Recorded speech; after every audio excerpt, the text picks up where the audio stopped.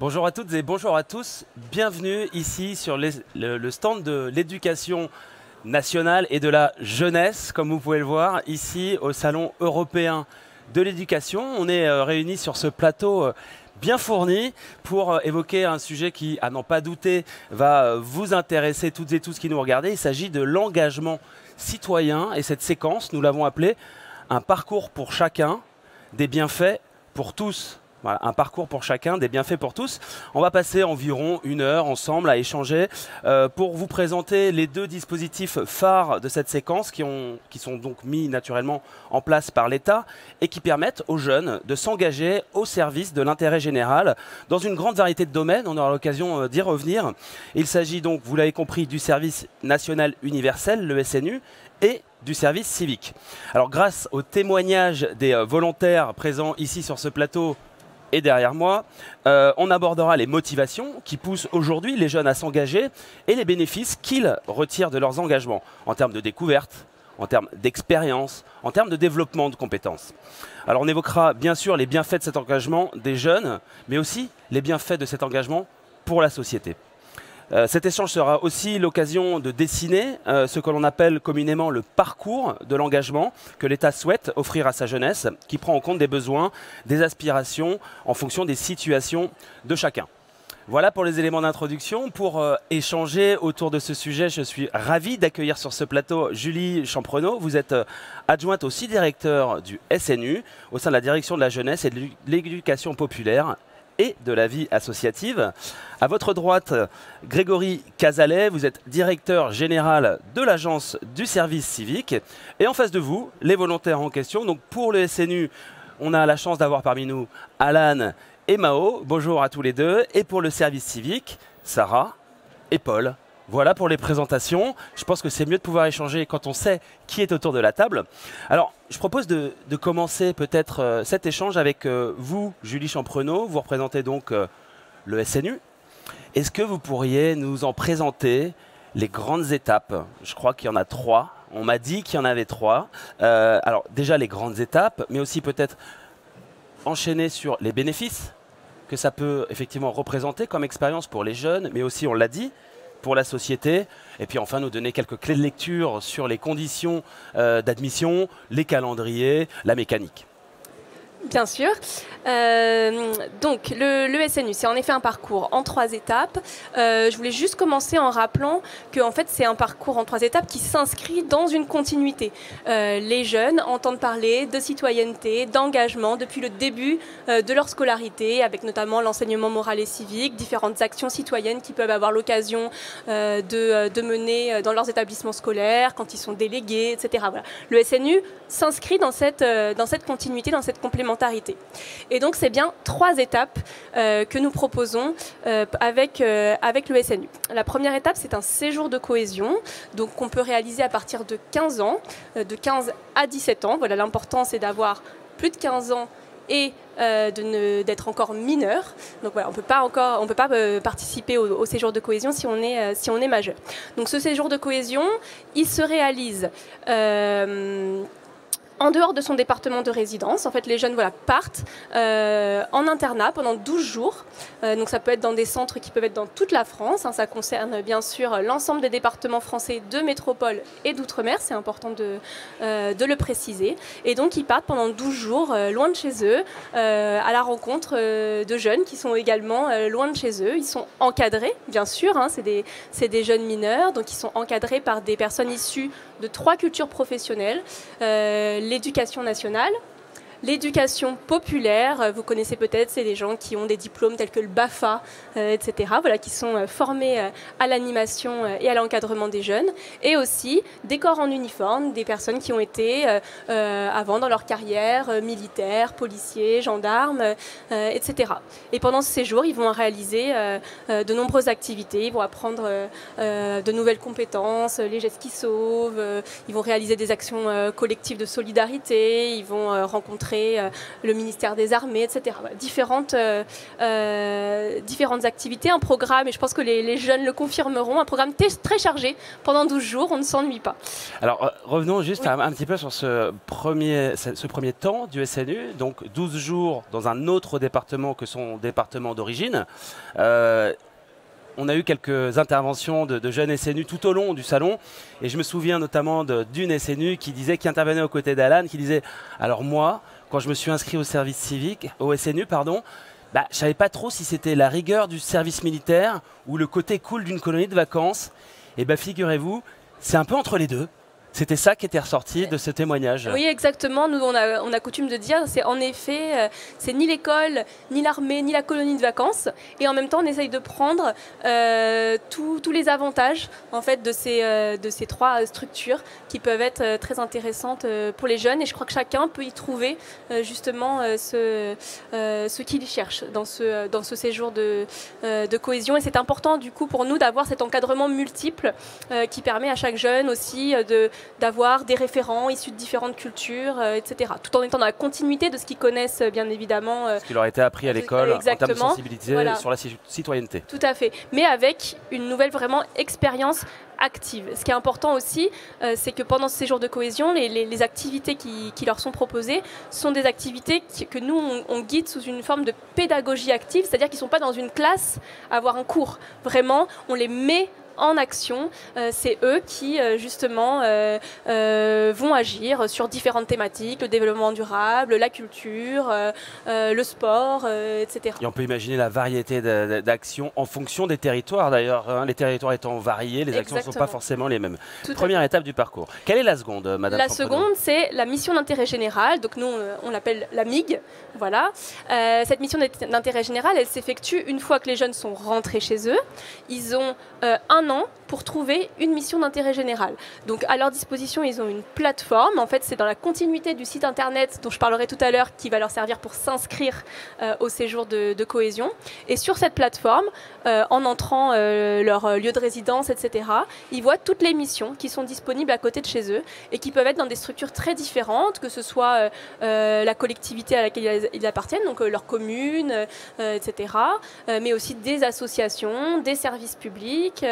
Et ça peut se faire soit de manière continue, par exemple pendant des vacances scolaires, ça peut être 12 jours pendant des vacances scolaires, ça peut être également quelques heures par semaine sur toute l'année. Voilà, il y a vraiment différentes possibilités. Beaucoup de souplesse. Oui, beaucoup de souplesse. Dans la capacité à embrasser cette deuxième phase. C'est ça. Et l'objectif, c'est vraiment que chaque jeune puisse trouver une terre d'engagement qui lui correspond véritablement et dans laquelle il va pouvoir à la fois s'investir, s'épanouir et découvrir justement cette première étape d'engagement que nous proposons avec la mission d'intérêt général.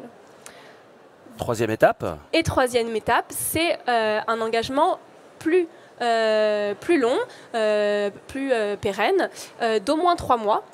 Qui peut s'effectuer justement ensuite entre 16 et 25 ans ou même 30 ans si on est en situation de handicap. Donc voilà, bien évidemment c'est facultatif et ça peut s'effectuer selon différentes modalités. En fait, c'est tous les dispositifs actuellement existants d'engagement et notamment celui que nous poussons particulièrement au ministère de l'Éducation nationale et de la jeunesse, c'est le service civique dont vous parlera Grégory. Eh bien, c'est une transition parfaitement trouvée. Merci Madame Champrenault pour ces éléments d'introduction. Je me tourne vers vous, Grégory Cazalet. Donc, votre voisine de gauche vous a transmis la balle, puisque la troisième étape du SNU peut donc se concrétiser sous la forme d'un service civique. De la même manière, est-ce que vous pourriez nous en présenter les grands principes, les grands enjeux, les bénéfices pour les jeunes qui viendront valider ou pas vos propos, pour la société évidemment, et puis les conditions d'inscription, s'il vous plaît. Entendu. Merci beaucoup et bonjour à toutes et à tous. Effectivement, le service civique, c'est un dispositif qui préexiste au SNU, puisqu'il a été créé en 2010 et qui est aujourd'hui effectivement une des possibilités pour valider la phase 3 du SNU, mais qui peut se faire sans avoir fait un SNU. Donc c'est important à le dire. C'est vraiment un dispositif ouvert à tous et ouvert aux jeunes entre 16 et 25 ans, jusqu'à 30 ans si le jeune est en situation de handicap. Donc qu'est-ce que le service civique ? Alors le service civique, c'est un dispositif qui permet donc à un jeune, pendant une durée comprise entre 6 et 12 mois, de faire une mission d'intérêt général au service des autres, tout en bénéficiant d'un accompagnement pour construire son projet d'avenir, pour réfléchir, pour voir quelles compétences il a pu ou pas développer pendant son service civique, et donc pour travailler à la manière dont il pourrait ensuite s'insérer dans son parcours scolaire, dans son parcours étudiant ou dans son parcours professionnel. Ça concerne une large diversité de thématiques et de missions. On a 10 thématiques qui vont du sport, solidarité, santé, éducation pour tous, assistance en cas d'urgence, mémoire et citoyenneté. Enfin, vraiment, j'ai dû en oublier, mais enfin, vous pouvez. On voit le panel. Exactement. Et panel. Donc dimension sociale, dimension environnementale. Oui. Sécuritaire. Et c'est ce qui est important, c'est vraiment une émission qui est tournée vers les autres. Le volontaire encadré est mis en contact avec les autres. Et donc c'est un peu un de ces rares dispositifs où un jeune peut à la fois travailler sur soi tout en travaillant pour les autres. Et donc je trouve que c'est une belle expérience où engagement personnel et engagement collectif se retrouvent. Pour accéder à un service civique, c'est assez simple. Il n'y a pas de condition de diplôme, il n'y a pas de requis professionnel. Tout ce qu'on demande, c'est que le jeune soit engagé, motivé. Et pour ça, il a juste à aller sur le site internet du service civique, créer son compte candidat. Il a accès à toutes les missions. Il candidate en évoquant sa motivation, et ensuite le jeune viendra, enfin l'association dans laquelle il sera accueilli viendra prendre contact avec lui. Important, c'est un dispositif qui est aussi indemnisé à hauteur de 600 € par mois, financé très largement par l'État, et qui donne aussi accès à un certain nombre de droits, puisque le volontaire du service civique est assimilé à un étudiant. Et donc, normalement, il bénéficie des mêmes avantages qu'un étudiant, comme un certain nombre de réductions tarifaires. Donc, c'est vraiment un dispositif très fort où le jeune donne certes de son temps, mais en même temps est en capacité, parce que parfois il ne sait pas toujours ce qu'il veut faire, parce qu'il hésite, parce qu'il se cherche, le service civique lui donne l'occasion justement d'avoir cette réflexion personnelle. Très intéressant. Donc, c'est-à-dire que si moi je veux me porter candidat, je me rends sur le site internet service-civique.gouv.fr, si ma mémoire est bonne. Et là, je vais voir un certain nombre de dispositifs d'engagement qui me sont proposés à côté de chez moi. On a une fonction, on peut classer ça par thématique, et il y a une fonction de géolocalisation. Ce qui fait qu'il est possible de voir en fonction de vos intérêts ou en fonction du lieu dans lequel vous êtes. D'accord, une recherche croisée, donc vraiment sur mesure, si je comprends bien. On a bien compris la mécanique d'activation SNU service civique. Dans quelle mesure est-ce que l'État travaille, Julie Champrenaud, pour mettre en cohérence et en synergie ces dispositifs pour que tous les jeunes puissent avoir un parcours d'engagement? Je crois que ces deux mots sont très importants, le parcours d'engagement. Comment est-ce que l'État travaille à imbriquer ces différentes actions? Alors, justement, c'est très important parce que c'est deux dispositifs de politique publique qui sont portés par le ministère de l'Éducation nationale et de la jeunesse, à la fois à notre niveau, à Paris, en administration centrale. Voilà, Grégory et moi, on travaille à un étage de différence. Donc voilà, on peut tout à fait réfléchir ensemble à ces synergies, etc. Et c'est porté aussi en territoire par les mêmes équipes. Les services jeunesse et sport qui travaillent ensemble pour essayer de créer ça. Et même pour rebondir sur ce que je vous disais en introduction, on travaille très étroitement avec les services de l'éducation nationale qui gèrent les écoles, les lycées, etc. Et donc, on peut organiser des réunions d'information pour développer tout ce parcours. Dans les programmes d'enseignement moral et civique, on évoque à la fois le SNU, le service civique, etc. Voilà. C'est vraiment une politique, en fait c'est une seule politique, voilà, une politique d'engagement et de jeunesse avec différentes étapes, différents dispositifs, comme le rappelait Grégory, qui ne sont pas forcément...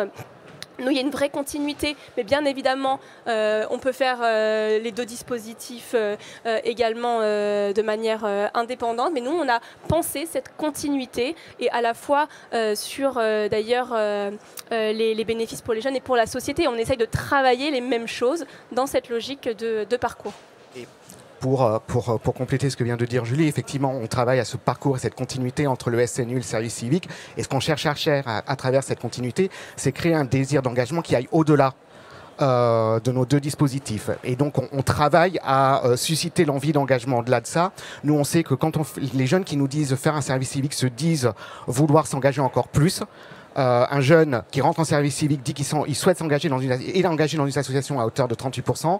Quand il en ressort, c'est plus de la moitié. Donc, et en ça, on peut travailler à des partenariats, par exemple dans le sport. Certaines fédérations, certains clubs utilisent le service civique pour susciter l'envie de devenir bénévole ensuite, et après, en devenant bénévole, de pouvoir prendre la tête de club de sport ou pas. Et donc, dans ça, s'inscrire vraiment dans une volonté d'engagement qui irrigue toute la société.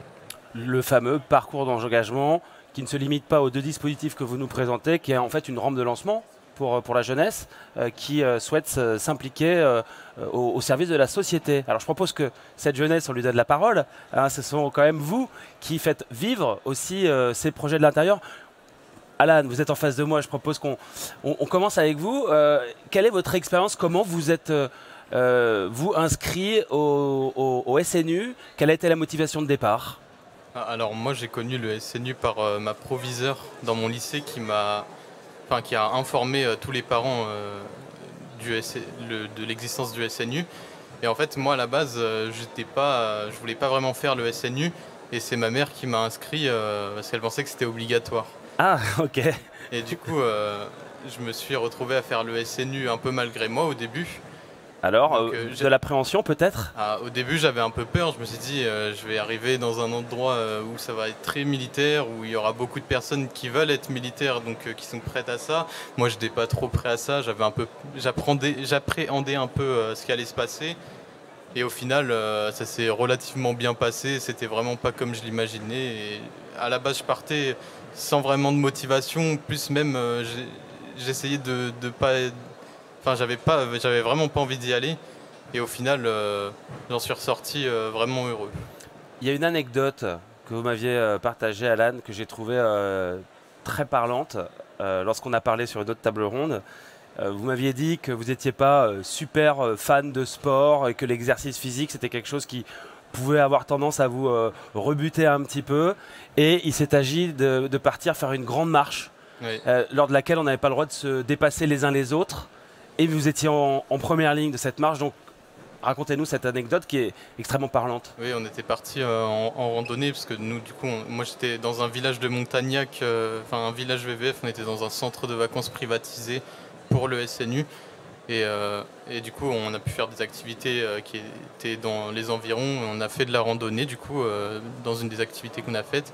Et comme le SNU, c'est lié à la cohésion, on avait une règle qui était de ne pas se dépasser entre nous, même si quelqu'un est plus lent que les autres, pour éviter que les plus lents soient tout derrière et que les rapides soient tout en haut, tout seuls. Et moi j'étais un peu dans les premières lignes, et vu que je fais pas souvent de randonnée ni quoi, au bout d'un moment je commence à être fatigué en montant la randonnée. Je me suis dit les autres étaient un peu plus étaient moins fatigués que moi, et je me suis dit ils vont vouloir me dépasser, ça va les gêner le fait que je sois plus lent et que je ralentisse tout le monde. Et au final, au lieu de ça, ce que je m'attendais à des reproches, ça s'est un peu transformé en acclamation, c'est-à-dire qu'ils m'ont tous aidé à monter, tout le monde me donnait de la force pour monter, ils m'encourageaient tous, ils me passaient leurs bouteilles d'eau, etc. Ils m'ont tous aidé à monter, et au final on est arrivé en haut et on était tous ensemble en même temps, on était tous très contents, et au final ce dont j'avais peur, ça s'est pas du tout passé, et justement j'ai limite été un peu la star du fait que j'ai été plus lent que les autres. Et qu'est-ce que ça vous a apporté, cette expérience, en termes d'enseignement, peut-être sur la notion de cohésion? Ça montre quand même le côté humain des personnes. Franchement, j'ai fait de super belles rencontres là-bas, et je pense que tous ceux aussi du SNU qui l'ont fait ont pu rencontrer de superbes personnes au SNU, parce que comme on est tous volontaires, et moi du coup j'étais pas volontaire à la base, mais la plupart sont volontaires, et on est ensemble pendant 10 jours, donc on finit par tous s'entendre entre nous, moi je suis resté en contact avec ceux avec qui j'ai fait mon SNU, et je sais que d'autres aussi ici ont fait de même. Liberté, égalité, fraternité. J'ai l'impression que c'est ça qui ressort beaucoup de votre témoignage, Alan. À votre droite, Mao, également volontaire SNU. Alors, quel est votre parcours? Comment a débuté votre parcours d'engagement, Mao, à travers le SNU? Comment s'est-il déroulé ou se déroule-t-il d'ailleurs? Alors moi, on va dire que j'étais un peu comme Alan, donc c'est mon proviseur, il m'a envoyé un mail, enfin il a envoyé un mail à toutes les secondes de mon lycée, et j'avais envie d'essayer quelque chose de nouveau, puisque j'ai pas du tout l'habitude de vivre, on va dire, un engagement un peu militaire. Enfin, moi, ce que je fais, c'est aller tous les jours au lycée, et donc ça change pas vraiment de ma routine. Et là, je me suis dit, je vais essayer quelque chose de nouveau, où je bouge, je ne vais pas rester assise toute la journée devant un bureau. Et donc, au début, j'avais des doutes, j'avais assez peur. Je me suis dit, ça se trouve, c'est vraiment comme l'armée. Et je me suis inscrite, je me suis dit, c'est que 12 jours, ça dure, c'est court, ça ne mange pas de pain. Et je me suis inscrite, et là, je me suis épanouie, puisque tout s'est passé extrêmement bien. Donc, on était en groupe, on était par compagnie. Et dès le premier jour, on a appris à vivre ensemble, à faire des activités communes. Quel genre d'activité? Des activités vraiment simples, donc du sport ensemble. On a fait des Olympiades, donc on était par compagnie, on faisait du sport par compagnie, mais en même temps, on apprenait à connaître les autres personnes des compagnies. Et c'était, ça a l'air tout bête comme ça, mais juste être avec des personnes qui sont comme nous, qui en même temps qui pensent comme nous, qui sont humanitaires, on va dire, où on a vraiment ce côté humain. Ça change énormément de choses, et je pense que ça m'a donné envie de plus m'engager à l'avenir. Et même aussi le fait de rencontrer des associations, être avec des militaires, entouré de militaires, c'était extraordinaire. Enfin, on apprend à vivre d'une façon complètement différente, et mon séjour donc s'est très bien passé pour le coup. J'en profite pour faire un petit clin d'œil aux militaires ou aux enfants de militaires qui nous écoutent. Évidemment, on parle de l'armée, mais on sait très bien quelle est la place de la fraternité au sein des armées en France, évidemment. Donc, on démystifie ce sujet tout de suite. Naturellement, je crois que c'est important de le dire. L'armée, c'est aussi la fraternité, surtout d'ailleurs, je crois, la fraternité. Merci. Petite question subsidiaire à tous les deux. Cette fraternité que vous avez développée à travers cette expérience, est-ce qu'elle se poursuit aujourd'hui? Je veux dire, vous êtes fait des amis? Vous continuez à être en relation? Comment ça se passe? C'est des vrais amis? Alors oui, moi je reste encore en contact avec des personnes de ma compagnie, donc 2-3 personnes, mais il y a une personne avec qui je reste vraiment en contact, on se parle presque tout le temps, enfin on est devenus extrêmement proches, et donc oui, on rencontre des personnes incroyables, et même si j'ai des questions, je n'hésite pas à demander des personnes qui ont fait le SNU. Alan? Moi, du coup, c'est plus sur les réseaux sociaux, parce que comme j'étais envoyé loin de Paris, Ah oui. il n'y avait pas beaucoup de Parisiens là où on était, donc il y avait beaucoup de Bretons et de personnes qui n'étaient pas très loin de là où on était. Du coup, moi, c'est essentiellement sur les réseaux sociaux plutôt qu'avec je leur parle. Et oui, je reste toujours en contact avec eux, même le tuteur qu'on avait, je suis toujours en contact avec lui. Même, je me souviens, ça m'avait marqué à la fin du séjour, quand on savait qu'on allait devoir tous se quitter parce qu'on n'habitait pas aux mêmes endroits. Et c'était très émouvant, notre tuteur qui avait pleuré. Du coup, il nous a fait suivre avec. On était tous très émus et un peu tristes de devoir se quitter. Ouais, ça montre la force du dispositif. Cette cohésion, j'ai l'impression qu'elle est très forte, Julie Champrenault. C'est quelque chose qui est important dans le dispositif, de créer la fraternité. Je crois que c'est ça le mot le plus simple à évoquer pour... Complètement, et vous évoquiez tout à l'heure dans votre question les objectifs à la fois pour les jeunes et pour la société. C'est vraiment cohésion, résilience et engagement. Cette cohésion, on voit que c'est ce que les jeunes retiennent le plus, pas qu'elle ne soit pas présente par ailleurs dans d'autres cadres, le lycée, etc. Mais là, on en fait le cœur d'un séjour de 12 jours, et on l'apprend en le vivant collectivement par justement des randonnées, des Olympiades, des actions collectives, aller ramasser ensemble des déchets sur la plage, etc. Donc oui, c'est vraiment au cœur. Et quand vous leur demandiez aussi sur cette fraternité, est-ce qu'elle survit à ces 12 jours, ensuite les jeunes ils sont en mission d'intérêt général et eux-mêmes s'engagent. Et quand on discute avec des jeunes qui ont aussi déjà fait leur mission, on voit qu'ils ont appris appris beaucoup de choses pendant le séjour et ensuite ils l'ont mis en pratique eux-mêmes pendant la mission d'intérêt général. Ils ressortent avec ce sentiment d'utilité vraiment important. Et moi, je mets en parallèle ces bénéfices pour les jeunes et les bénéfices pour la société. On a bien évidemment tous, et notamment dans le contexte actuel où quand même on a une société qui est confrontée à différentes crises, on a tous besoin d'être dans une société marquée par la cohésion, capable de résilience. Et cette résilience, on ne peut l'obtenir que collectivement. Donc à la fois, on voit en écoutant Alan et Mao tous les bénéfices individuels qu'ils en ont retirés et on sent tout ce que la collectivité peut en retirer également pour l'avenir. Alors j'ai le sentiment que 12 jours, c'est trop court. Est-ce qu'on peut demander aux 5 jeunes SNU qui sont derrière nous, sans vous passer le micro tout de suite, mais juste si vous êtes d'accord avec vos copains Alan et Mao, juste de faire un signe du pouce, si vous êtes d'accord avec ce qu'ils ont dit.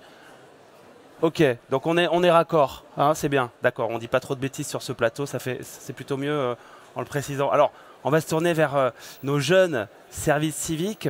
Avec vous, peut-être Sarah en premier pour témoigner de cette expérience. Comment est-ce que vous est venue l'idée de participer au service civique? Quel a été le déclic? Alors j'ai fait un service civique parce que j'avais raté mon concours de travailleur social. Donc j'ai fait un BTS ESF et après le BTS ESF, on passe un concours. Donc j'ai raté ce concours et je voulais pas aller à la fac, je me voyais pas faire autre chose. Donc j'ai voulu prendre en compétence et aussi connaître la réalité du terrain des personnes qui m'entourent. Et j'avais envie de m'engager, donc j'ai dit j'ai un an, autant me connaître moi aussi et m'engager. Donc je me suis engagée dans une maison de retraite. Ma mission principale, c'était ambassadrice intergénérationnelle. Donc c'était de montrer qu'une maison de retraite, c'est pas un mouroir. C'est un lieu de vie. C'est là où les personnes âgées, elles vont continuer leur vie. Mais comment elles vont continuer leur vie? C'est montrer qu'elles sont citoyennes. Donc c'était aussi d'ouvrir, mon rôle, c'était d'ouvrir la maison de retraite sur l'extérieur. Donc j'ai pu faire venir des périscolaires dans une maison de retraite, faire venir un musée, parce que c'est des personnes qui ne peuvent pas se déplacer, mais les musées, ça peut se déplacer. Voilà. Aussi, on a fait, même s'ils ne peuvent pas encore marcher, on a participé au Téléthon en faisant des gâteaux. Montrer qu'en fait, les personnes âgées, elles sont encore impliquées malgré leur âge. Et aussi, j'ai eu un rôle assez important, c'était passeur de mémoire.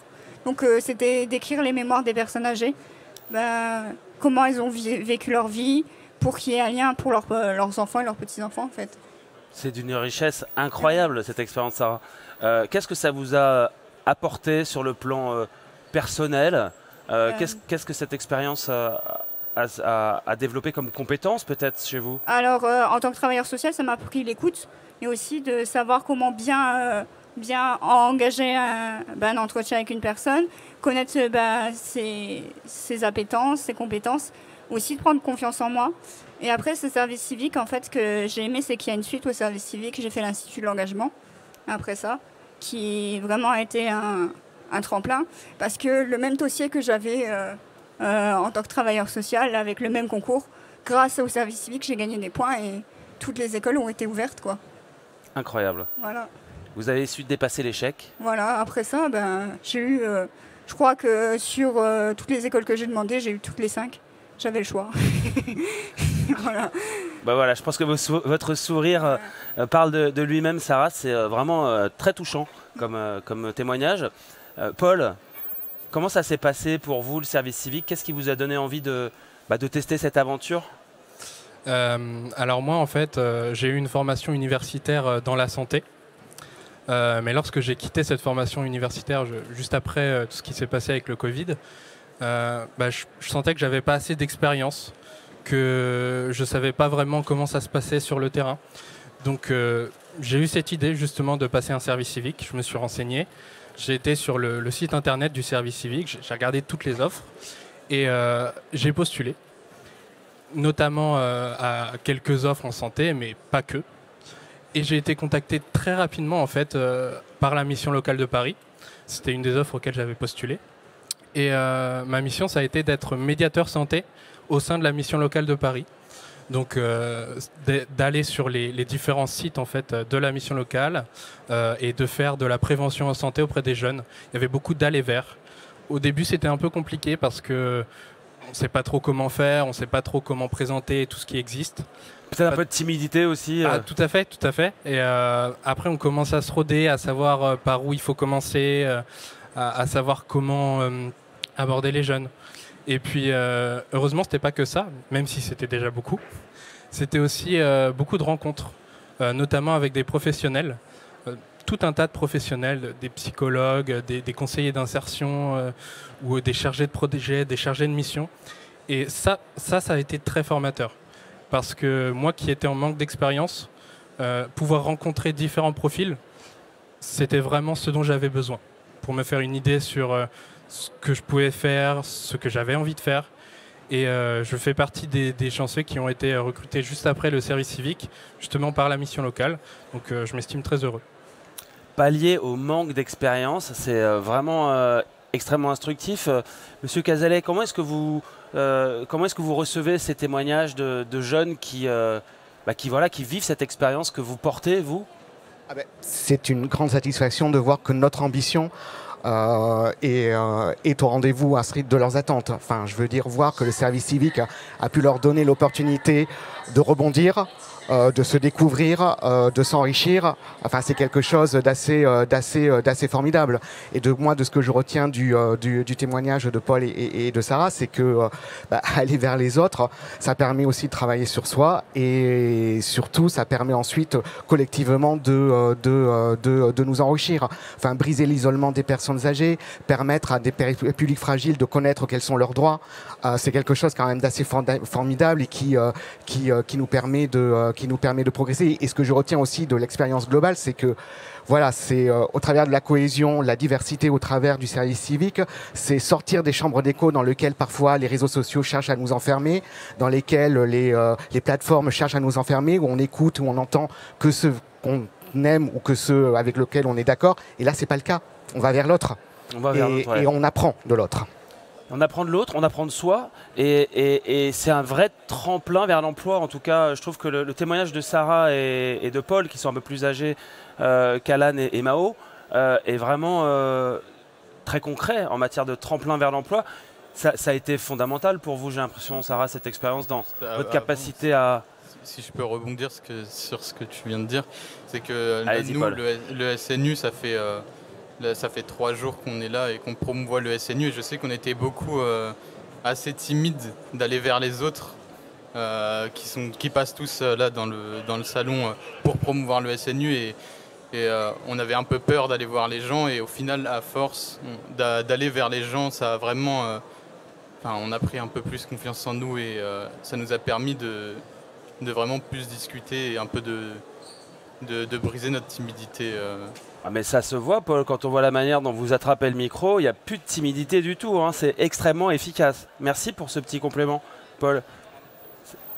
Alan. Sarah, revenons sur ce tremplin à l'emploi. Il y a vraiment eu un avant et un après service civique pour vous sur le plan professionnel, j'entends. Alors, sur le plan professionnel, c'est-à-dire qu'après le service civique, j'ai fait l'Institut de l'engagement. Donc, l'Institut de l'engagement nous accompagne après que ce soit toute forme d'engagement, nous accompagne après le service civique sur différentes thématiques, la formation, l'emploi et la création d'entreprises. Moi, j'ai été accompagnée pour la formation. Donc après, les portes ont été ouvertes pour ma formation. Mais c'est continué aussi, parce que comme j'avais un tuteur et tout, il m'a pu m'aider pour mon mémoire, il a pu m'aider pour toutes les démarches. Et c'est vrai que j'ai pris plus confiance en moi. Donc même j'ai pu valoriser ça sur mon CV. Par exemple, mettre ce que j'ai fait, c'est comme si j'ai travaillé. Donc ça m'a permis de mettre en valeur des compétences que j'avais ou des missions que j'ai mis en pratique. À l'heure actuelle, maintenant je travaille et je travaille auprès des jeunes. Donc, et vous faites ce qui vous plaît. Voilà, et je fais ce qui me plaît actuellement. Donc voilà, et j'en garde une très très bonne expérience. Et je continue mon engagement auprès de l'Institut et auprès du service civique parce qu'ils m'ont donné, donc c'est à moi aussi de donner. Juste pour, effectivement, nous ce qu'on voit, je vais juste donner des grands chiffres. Nous ce qu'on voit, c'est que de plus en plus de personnes qui recrutent considèrent le service civique comme un atout. C'est 71% des DRH qui considèrent que faire un service civique c'est un atout, et c'est 63% qui considèrent que quand ils voient service civique sur un CV, ils ont plus envie de lui donner sa chance aux jeunes. Et ce qui est aussi important, c'est qu'on voit aussi un changement générationnel. C'est que ce sont les DRH les plus jeunes qui valorisent le plus le service civique. Bon, bah ça, c'est ce qu'il fallait démontrer. Les chiffres appuient, semble-t-il, à travers ces études. 71%, c'est pas anodin. Hein. On est sur un chiffre important. Alors, vous l'avez compris, hein, vous toutes et tous qui nous regardez, on est vraiment ici sur ce plateau sous le signe de la spontanéité des échanges. Et d'ailleurs, je propose une séquence qui n'était pas prévue, et oui, à l'agenda. Je vais prendre votre micro si vous voulez bien, Julie, et passer à nos amis SNU derrière. Je vous demande une petite question spontanée, pas facile, mais en fait très simple. Si vous deviez décrire en un mot votre expérience, celui qui vous vient à la tête, dites votre petit prénom et puis un mot pour qualifier. Comment vous appelez-vous? Je m'appelle Sagesse. Sagesse, en un mot, c'était quoi cette expérience? Je dirais cohésion. Cohésion. Ou fraternité, les deux. Très bien. Moi, c'est Mathilde et j'aurais dit pareil, équipe, cohésion, vraiment, voilà. Alors, je m'appelle Inès. Moi, je dirais un petit peu un mot différent, mais je dirais inoubliable. Je m'appelle Zacharia et en un mot, le SNU, je le décrirais comme incroyable et je l'associerais aussi à l'engagement un peu. Bonjour, moi je m'appelle Philippe. Alors je suis tout à fait d'accord avec leurs 4 mots et moi j'ajouterais intense, très intense. Très intense. Ça vient valider un peu le contenu de nos échanges sur le volet SNU. J'imagine que ça vous fait plaisir, Julie Champrenaud, d'entendre ces témoignages. C'est très important pour nous parce qu'on a de grandes ambitions pour le service national universel. Voilà, vous entendez universel à la fin de notre acronyme. Donc on souhaiterait vraiment que ça puisse concerner un maximum de jeunes. Et c'est vraiment l'ambition du président de la République pour que justement vraiment tous les jeunes puissent se rencontrer, puissent vivre cette expérience et ensuite se lancer dans ce parcours d'engagement, etc. Grégory citait voilà, tous les bienfaits du service civique pour l'insertion professionnelle. Nous, on le voit aussi quand on discute avec justement des proviseurs ou des enseignants. Ils retrouvent 12 jours après les jeunes grandis, voilà, plus sûrs d'eux, comme l'ont évoqué Alan et Mao. Et donc voilà, rien qu'avec ces premiers 12 jours du séjour de cohésion, il y a quelque chose qui se crée. Et ensuite, quand ils ont vécu l'expérience de la mission d'intérêt général, on les sent plus sûrs d'eux et prêts justement, alors pas forcément tout de suite à être dans cette insertion professionnelle parce qu'ils n'ont pas exactement le même âge, mais d'être lancés dans ce parcours à la fois individuel et puis collectif vers l'engagement. On a parlé de beaucoup de monde, beaucoup de personnes, de profils. On a oublié de parler des parents. Je pense que c'est bien de peut-être leur adresser un mot. Vous, peut-être, M. Cazalet, qu'est-ce que vous souhaitez leur dire aux parents qui nous écoutent? Vous allez représenter le SNU et le service civique dans cette prise de parole, mais pourquoi les inviter finalement à réfléchir à cette option et en parler avec leurs enfants? Parce que le service civique est une gigantesque opportunité. Voilà, ce n'est pas du temps gâché, absolument pas. C'est aussi normal parfois d'avoir des jeunes qui ne savent pas toujours ce qu'ils veulent faire et c'est aussi normal de leur donner l'occasion de se poser, de réfléchir à eux et le service civique le permet. Donc voilà, c'est le mot que je veux dire, c'est le service civique, c'est juste de l'opportunité. De l'opportunité. Qu'est-ce que vous diriez aux parents qui nous écoutent, Julie Champrenaud, pour les inviter à réfléchir à cette option d'engagement de leurs enfants à travers le SNU? Moi, je pense que vraiment les témoignages ont été, à mon avis, très porteurs de sens. Leur dire que voilà, tout est pris en charge aussi pour leurs enfants, qu'on a conscience que dans le cadre du SNU, voilà, nous prenons en charge, l'État prend en charge ces jeunes mineurs, notamment dans le cadre du séjour de cohésion, que tout est fait pour que ça se passe vraiment le mieux possible, qu'ils sont très encadrés, que le SNU est d'ailleurs un dispositif gratuit. Je pense que c'est important aussi de le répéter et qu'il est complètement complémentaire de ce que les jeunes jeunes peuvent vivre, soit à l'école, soit en apprentissage, hein, soit ceux déjà qui sont en formation, et que je pense qu'eux aussi retrouveront leurs enfants un petit peu changés, plus matures après cette expérience de SNU. En tout cas, on voudrait déjà remercier ceux qui nous les confient, parce qu'en effet, c'est un nouveau dispositif, et voilà, on n'a eu que de très bons retours. Eh ben, c'est à n'en pas douter le reflet de l'énergie qui se dégage de cette table ronde. On va rester dans l'improvisation pour clore cet échange. Je vais vous demander à tous les quatre, c'était pas prévu, mais c'est pas grave, on a appris à gérer l'imprévu à travers ces dispositifs. Regardez la caméra qui se trouve au-dessus de moi, les uns les autres, et à votre tour, dites pourquoi aux jeunes là, qui doutent encore peut-être de l'intérêt de s'investir dans ces parcours.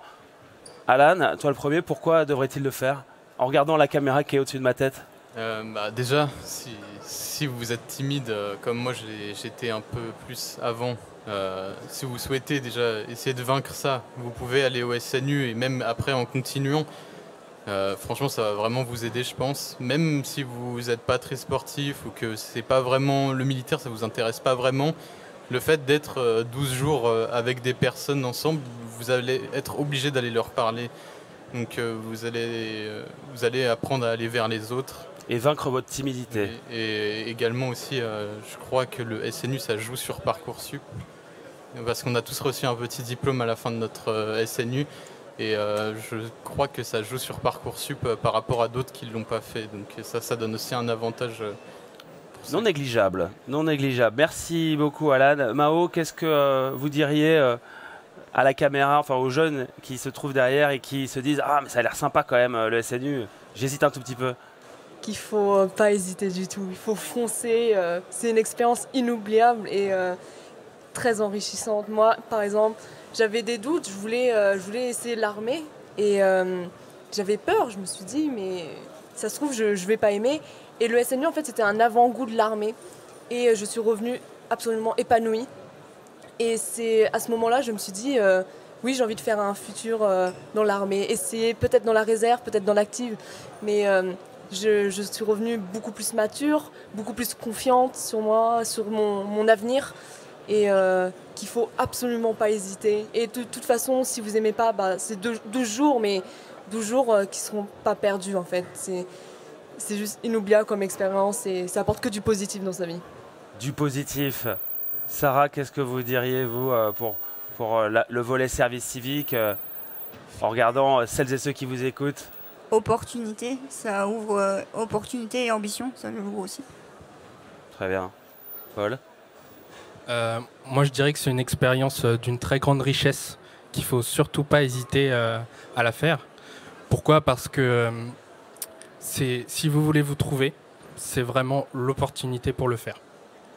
Et bien c'est sur ces mots que se terminera cette table ronde, cet échange. On remercie évidemment nos 5 SNU derrière, les 2 ici sur le plateau, les équipes représentant le service civique. Merci également madame et monsieur pour vos contributions et ce partage extrêmement inspirant et enthousiaste. À très bientôt, merci de nous avoir écoutés.